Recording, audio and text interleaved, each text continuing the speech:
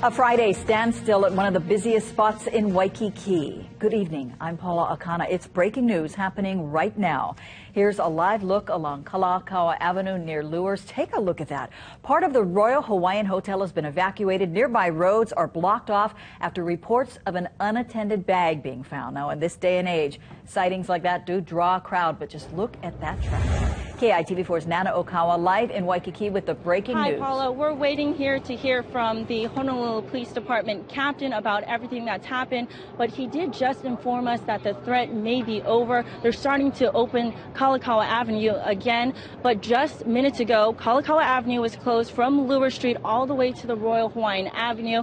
This was holding up traffic since 3 o'clock. What we were told was a man by the lay stand in front of the Royal Hawaiian Shopping Center saw another man drop off a bag in front of the Cartier shop in front of the Royal Hawaiian Shopping Center and walked away. That's when he called police, and police then reported out that an unattended bag was reported at about 3 o'clock this afternoon. That's when they sent out the SWAT team out here to investigate the scene. They've been looking to make sure everything was clear. The Honolulu Police Department was out here along with the SWAT team, and they were trying to figure out what was in the bomb. Now, this is the second scare that's come 2 days in a row that's backed up traffic into very busy areas.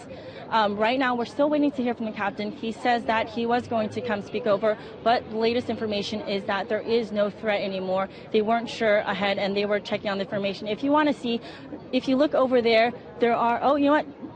The captain is coming over here right now. We are going to try to get him to make a statement. We're going to hold on. But if you can see right over there, a lot of people are gathered around, tourists. Everyone's trying to figure out what is going on, why this entire block has been blocked off since 3 o'clock, jamming traffic. During rush hour, when everyone's trying to get into Waikiki to start their weekend off, people are gathered around wondering why the SWAT team is out here. There's a big crowd of people. Now, the SWAT team seems to be packing up right now. And if you can see, this caution tape that was here blocking off Kalakaua Avenue is starting to be taken down. It looks open now. Traffic is still stopped, but you can see some pedestrians starting to cross the street. Right now, the captain says that he will be making word shortly, but I'm going to toss it back to you, Paula, for now. All right, we're going to head over to Moani Kiala with a little traffic update. Moani.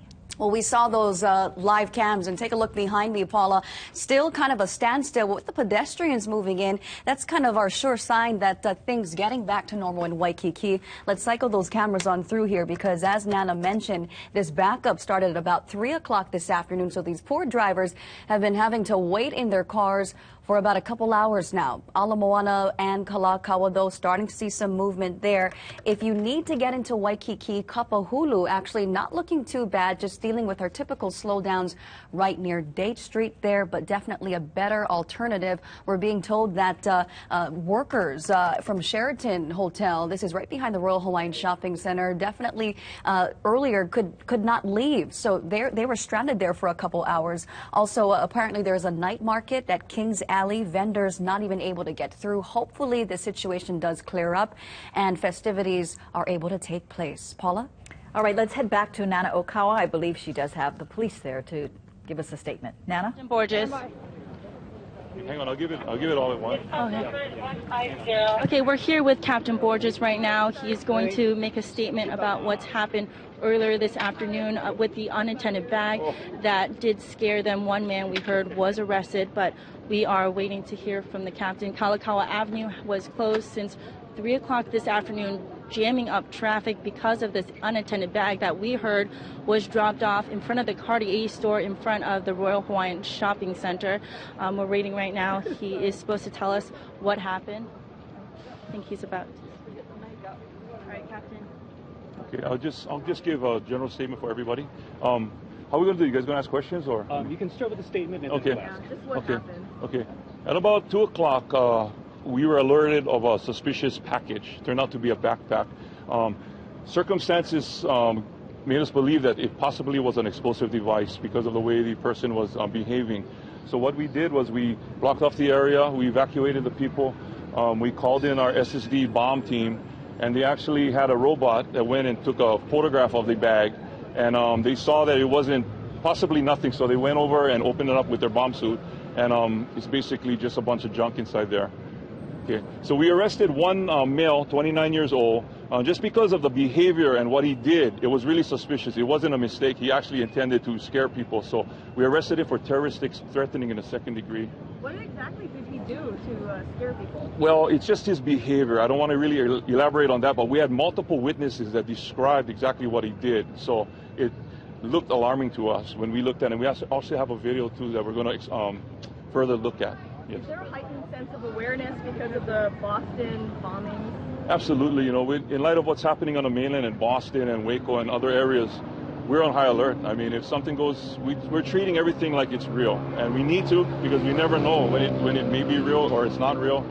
We rather err on the side of safety than disaster. Is this the protocol you would have taken had the bombings in Boston not happened?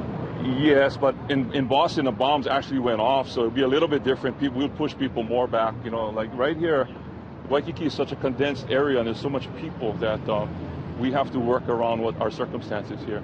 Could you talk about the evacuations that happened? Well, we have a procedure that we need to evacuate the people X amount of feet. So that's what we did. We locked down all the streets.